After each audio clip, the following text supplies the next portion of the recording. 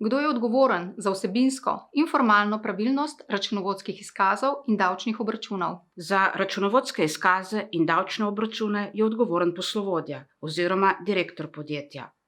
Toda odgovornost je v resnici več kot samo to. Obstaja tudi strokovna, moralna, etična, odškodninska in nenazadnje kazenska odgovornost. Trditi, da računovodja v ničemer ni odgovoren za pravilnost računovodskih izkazov in davčnih obračunov, je zato povsem zmotno in lahko vodi do napačnih odločitev. Pomembno pa je, da se poslovodja zaveda svoje formalne odgovornosti in da zato sodeluje s takim izvajalcem računovodskih storitev, ki se prav tako zaveda svojega dela odgovornosti in jo je pripravljen sprejeti. Izogibati se je zato potrebno takih izvajalcev, ki vam vnaprej obljubljajo nič drugega kot samo najnižje davke. In na drugi strani tudi takih izvajalcev računovodskih storitev, ki za vsak slučaj obračunajo malo višje davke, da si zagotovijo neko lažno lastno varnost.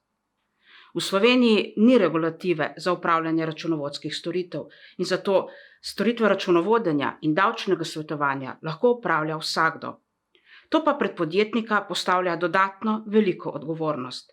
Najti mora namreč takega izvajalca računovodskih storitev, ki je dovolj strokoven, kompetenten in nenazadnje tudi moralen in etičen, da mu lahko zaupa del upravljanja svojega premoženja in dobrega imena.